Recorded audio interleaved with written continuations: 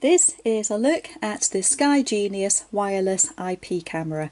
It arrives very well presented in this good, strong, sturdy packing box, which includes a very impressive user manual with extensive details of how to set it up, although in practice it's actually very simple, and mine was working within just a few minutes straight from the box and no previous experience. But that is a very good manual for setting up the camera with a lot of detail and sample menus.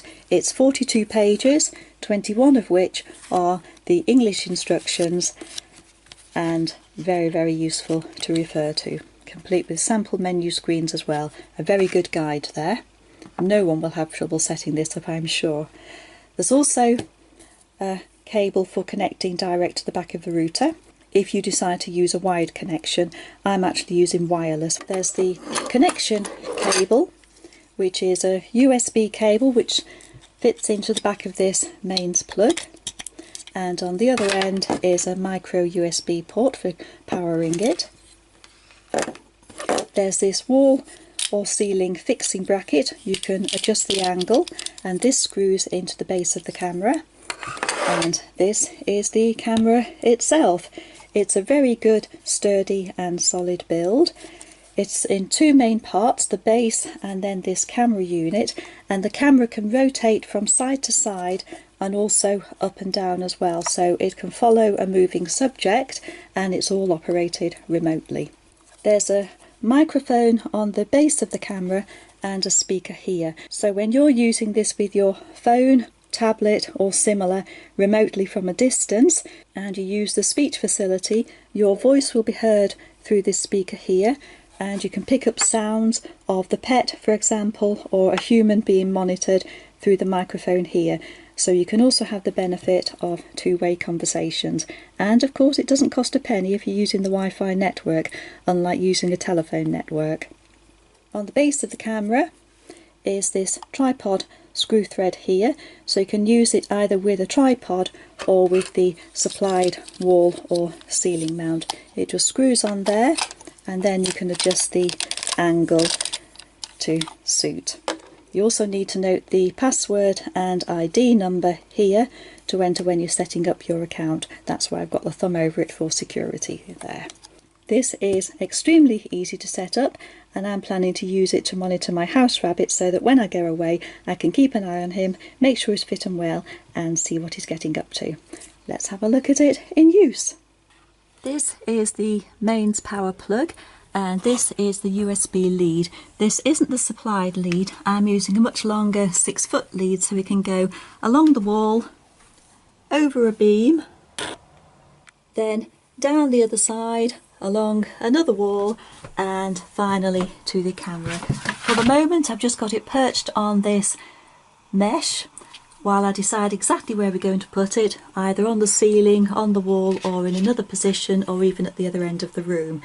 And I've got it focused on my house bunny's enclosure so that I can monitor his food bill to make sure he's eating, his water bill to make sure he's drinking, his litter tray to make sure he's pooing, because that's very important with bunnies, and also to keep an eye on the house bunny himself to make sure that he's always fit and well, particularly while I'm away, and then if there are any concerns I can pop back and see how he is and check him over. The camera works with the MIPC app, which is downloaded from the Google Play Store, and on opening the app,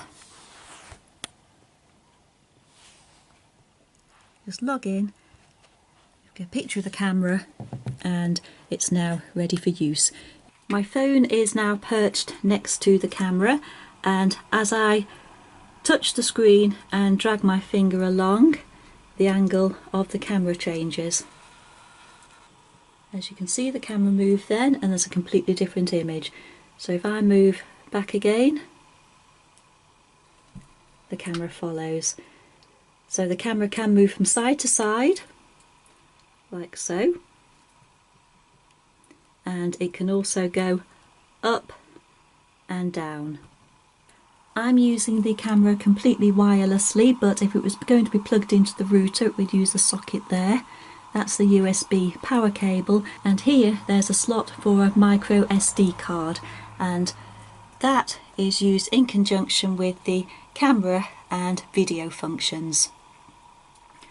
Remotely, a photo can be taken by pressing on the camera button there, or a video filmed by touching the video icon there.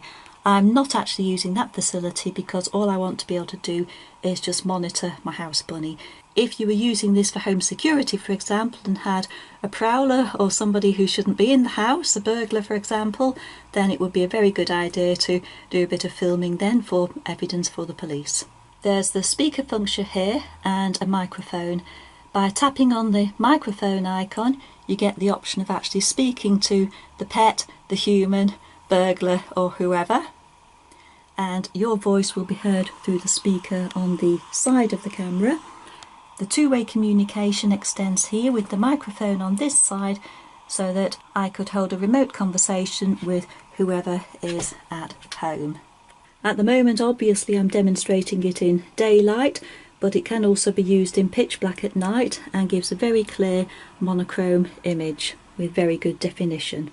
So this really is a very good camera for use for monitoring the home for any purpose, whether home security, monitoring a resident or burglars, intruders. Very, very useful.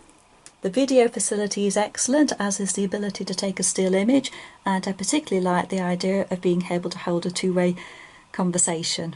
But most of all, it's also extremely easy to set up, involving nothing more than plugging in the power source here and connecting it to the My PC app on a phone.